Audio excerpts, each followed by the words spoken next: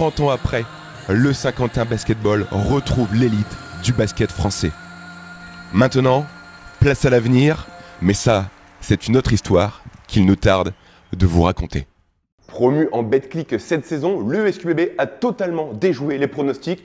On les voyait à la 18e place, mais non, l'ESQBB a accroché le week-end dernier la 6e place de Betclic, synonyme également de qualification pour les playoffs qui vont débuter demain pour l'ESQBB du côté de l'Asvel. Mais pour réussir une saison comme ça, il faut des protagonistes. Et aujourd'hui, on va aller à leur rencontre avec notamment Julien Mahé, William Pfister et Laurent Prache. Ils sont juste là à côté. Je vous propose tout de suite, c'est d'aller à leur rencontre. Bon Julien, on va revenir à froid. Tu le disais en conférence de presse que tu ne trouvais pas les mots. Quelques jours après, tu réalises vraiment ce qui s'est passé samedi soir après la victoire contre Strasbourg? Oui, bien sûr, on réalise. On a vécu une soirée extraordinaire, vraiment une belle victoire, un match plutôt abouti, 3 cartons sur 4 vraiment bien maîtrisés. Et puis on finit sur une victoire avec un écart. On a pu profiter aussi de la fin de match et puis d'un grand moment de bonheur avec le public après le coup de sifflet final.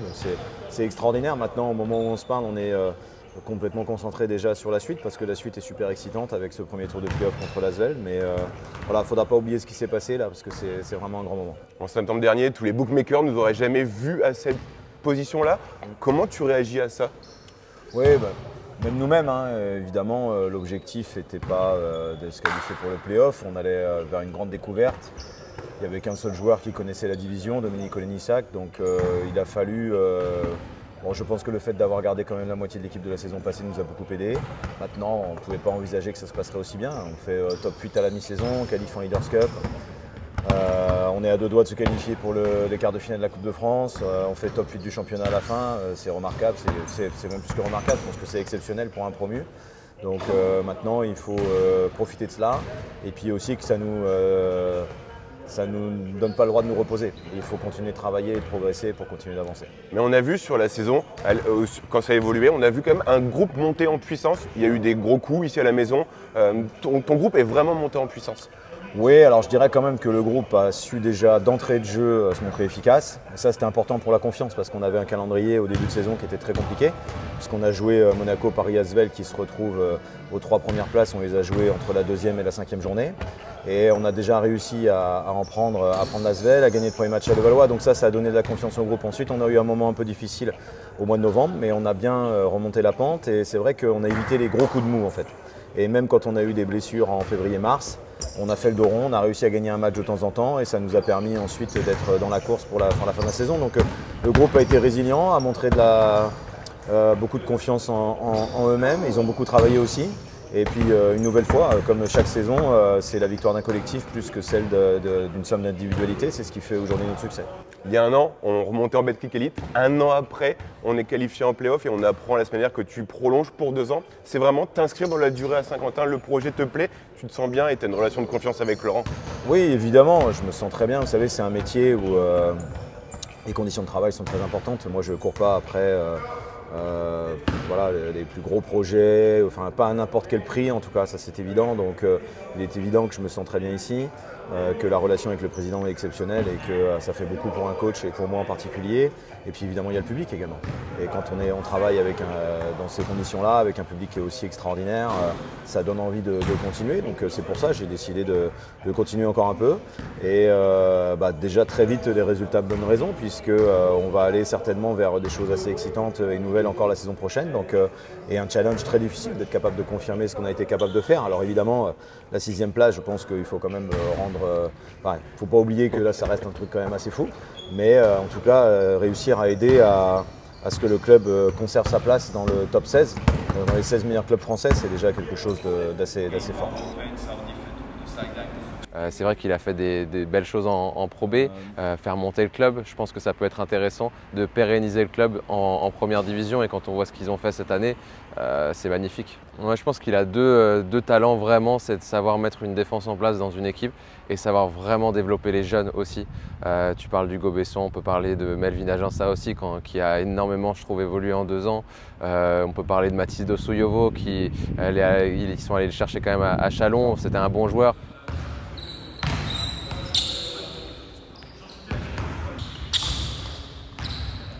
William, quelques jours après, on est redescendu un peu en pression, mais on ne peut pas oublier ce que l'on a vécu samedi soir après le buzzer final ici face à Strasbourg.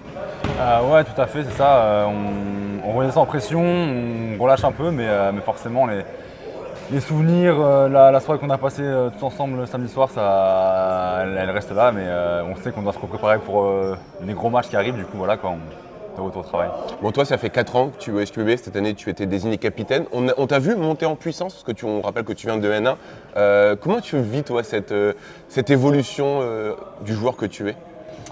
Bah, je la vis normalement. C'est une évolution, on va dire, régulière. J'ai passé des caps petit à petit. À l'image du club aussi, j'ai progressé, le club a progressé. Et du coup, voilà, là, je suis dans un rôle qui me correspond. Donc voilà, je prends beaucoup de plaisir. Et justement, le fait d'avoir des responsabilités en plus, est-ce que ça met une certaine pression sur tes épaules? Pression, je sais pas, mais c'est sûr qu'en étant capitaine, peut-être qu'on est plus regardé. Donc voilà, quoi, c'est un rôle que je prends avec plaisir, à cœur, et voilà, cette année, ça m'a réussi à l'équipe, donc tant mieux. Bon, quoi qu'il arrive, cette saison, on peut déjà dire qu'elle est réussie, on va pas se mentir. Si tu avais un souvenir de celle-ci, ce serait lequel et pourquoi? Personnellement, c'est le match contre Monaco, parce que c'est battre Monaco à domicile, dans l'ambiance qu'on a eue, c'était incroyable, et forcément, je mets le buzzer beater en fin de match. Donc pour un joueur, déjà mettre un buzzer beater, c'est quelque chose d'incroyable, et à domicile contre Monaco, c'est encore plus exceptionnel. Tu soulignais l'importance du public. On est plein craqué depuis le début de saison. Il vous aide à gagner des matchs ici? Forcément, ouais. À domicile, à l'extérieur aussi. À domicile, forcément, c'est le meilleur public du championnat. Je pense que les équipes, quand elles viennent jouer à Pierre-Rat, elles savent que ça va être compliqué. Et même à l'extérieur, le support de ceux qui font le déplacement, c'est un bonus qui nous aide vraiment, quoi. Bon, on a fêté cette qualification au play-off. Maintenant, on est déjà retour au travail parce que dès jeudi, il y a un déplacement à l'Asvel. Comment tu vois les choses? J'ai hâte de jouer ces matchs-là. Ce match-là, c'est une équipe qu'on a battue une fois, qu'on a perdu de peu là-bas. Donc voilà, on va tout donner. On a quelque chose à jouer, donc on va faire ce qu'on peut. On va faire notre mieux. Et voilà, quoi. On reviendra dimanche avec notre public. Bon, si on nous avait dit que le SQBB serait top 6 de BetClick, un an après la montée, tu aurais signé? Bien sûr, j'aurais signé. Sans aucun doute.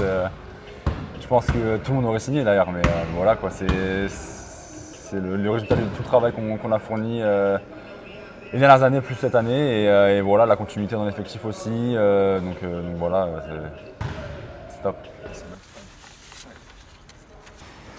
Bon, Laurent, merci de m'accorder un peu de temps dans cette semaine qui est très précieuse pour toi. Comment on fait quand on est président de club avec le plus petit budget et se qualifier en play-off la première année? Je pense pas qu'il y ait de recette miracle. Je pense que le résultat sportif dépasse nos espérances. Je l'ai déjà dit à plusieurs reprises, mais nous on visait un maintien plutôt confortable pour préparer et anticiper, parce qu'on a quand même beaucoup de retard sur plein de sujets. Donc l'objectif initial de début de saison, c'était de dire à Julien, on se maintient et après on voit et on anticipe la saison d'après. Donc déjà se maintenir, c'est une belle prouesse, puisque évidemment tout le monde nous voyait dans la charrette, surtout avec une saison à 3 descentes. Donc le maintien a été acquis plutôt rapidement. On a eu quelques certitudes quand même bien avant la fin de la saison, et ensuite là le bonus playoff il tombe un peu du ciel.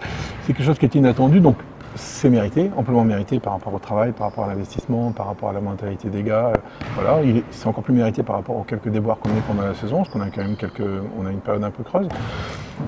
Mais malheureusement, il n'y a pas de recette miracle, et je ne suis pas sûr qu'on puisse reproduire ça la saison prochaine. Mais voilà, donc je pense qu'il faut prendre ce qui est pris la saison dernière avec le titre de champion. Ça a impacté les esprits, ça a impacté un peu le basket français.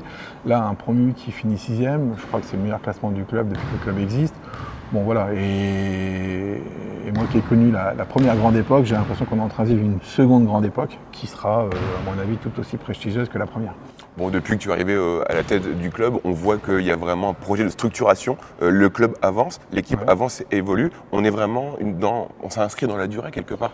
Ouais, alors moi je suis administrateur du club depuis une vingtaine d'années. J'ai entendu quasiment pendant 10 ans que le club allait se structurer. Alors c'est pas un pavé dans la mare pour les anciens présidents, hein. C'est juste qu'on a parlé de nombreuses sortes de structuration et on était resté vraiment amateur, quoi. Donc moi la première année quand je suis arrivé, il a fallu découvrir, s'approprier parce que moi non plus je suis pas retraité. Et voilà, et après l'arrivée de Julien elle nous a aidés parce qu'avec Julien, avec l'expérience qu'il avait, avec à la fois le passé de coach formateur et le coach pro, avec aussi l'expérience européenne, on a vite cranté les objectifs. Voilà. Donc on est en retard sur plein de sujets, mais très rapidement on a été en avance sur d'autres. Le bus aménagé par exemple, quand j'ai vu Strasbourg, ils ont un bus classique. Voilà, et Strasbourg, ça reste Strasbourg, c'est quand même une place forte du basket français.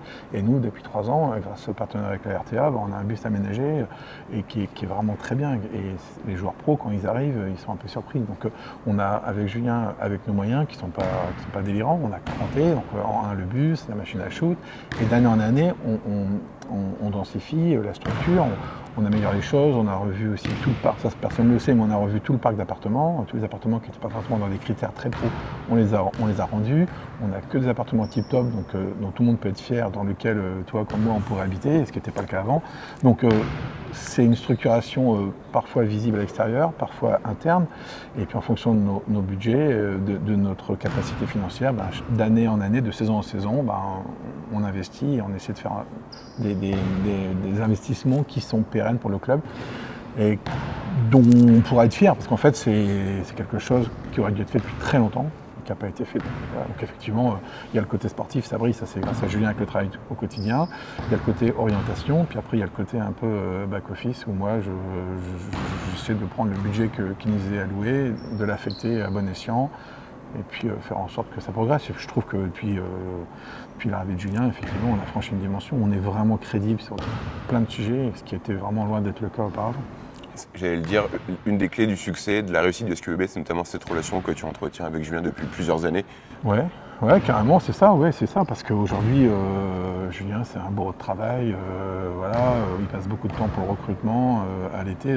C'est pas pour ça qu'à chaque fois, on tombe juste, mais on a quand même assez peu de changements d'effectifs depuis que Julien est arrivé. Donc il y a un vrai travail de recrutement, un vrai travail de formation, de la pédagogie. Les joueurs, j'ai la naïveté de croire qu'ils sont meilleurs quand ils partent que quand ils arrivent. Voilà, on a vu avec certains joueurs qui sont venus et qui ont fait des progressions à la fois en termes de carrière, de salaire ou autre, ou de trajectoire. Donc ça, c'est la patte de Julien. Et en fait, c'est hyper sécure pour moi de ne pas avoir à contrôler, d'avoir une vraie relation de confiance. Et je sais que le boulot est fait. Et voilà. Et c'est réciproque aussi, parce que la relation de confiance, elle va dans les deux sens. Et aujourd'hui, Julien, je pense que je lui fais confiance, il me fait confiance. Il n'y a pas de divergence, et par rapport à tous les messages qu'on peut envoyer, par rapport au staff, par rapport aux partenaires, par rapport aux joueurs, par rapport à tout le monde, on a une espèce de complicité, on a un discours qui est unique, et je pense que ça se ressent dans l'image que ça renvoie. On a un vrai duo, chacun sa partie, et puis ça fonctionne bien, et je trouve que cette saison, plus que les autres, en fait, arrivé en Betclic, quand je vois certains clubs qui pour moi étaient prestigieux, quand je vais en déplacement les voir, quand je vois un peu ce qui ressort, en termes d'état d'esprit, d'ambiance, je me dis que finalement, on pensait qu'on était mal lotis, mais on n'est peut-être pas si mal lotis que ça. J'ai toujours une expression qui fait rire tout le monde, mais c'est quand je me regarde, je me désole, quand je me compare, je me console. Dans certains clubs pro, que je pensais pro, on se rend compte que finalement, on est parfois au même niveau, voire supérieur à eux. Des grosses équipes, justement, demain on va en affronter une, quart de finale aller des playoffs. Comment tu abordes ces playoffs? C'est du bonus, tu l'as dit, mais comment tu les vois? Ouais, c'est bonus. Après, je pense que des 4 équipes, c'est en fait celle que j'aurais voulu le plus rencontrer. Je trouve que c'est celle qui est, toute proportion gardée, hein, je trouve que c'est celle qui est le plus accessible. Voilà. Donc c'est bien. Après, si on échoue, on échoue, mais finalement c'était pas notre projet de faire les playoffs. Donc voilà, on aura participé aux playoffs, même si c'est que pour un tour. Puis si ça passe, après voilà, c'est encore du bonus et ça va encore améliorer l'image, la crédibilité du club, et ça facilitera le recrutement de la saison prochaine. Parce qu'aujourd'hui, il y a quelques années, venir à SQBB, c'était bien, mais il y avait d'autres choix. Et aujourd'hui, venir à SQBB, c'est peut-être plus un choix de dépit, c'est peut-être aussi un choix volontaire, parce qu'à la fois on a une patte au niveau de la formation, on a des résultats sportifs, on a une gestion, voilà, je pense que tous les gars, ils sont dans un environnement sain en fait. Voilà. Et finalement, quand vous avez l'environnement sain, le salaire mérité, le travail, la perspective de progresser, d'être meilleur en partant qu'en arrivant, ben, on devient un vrai club de premier choix en fait.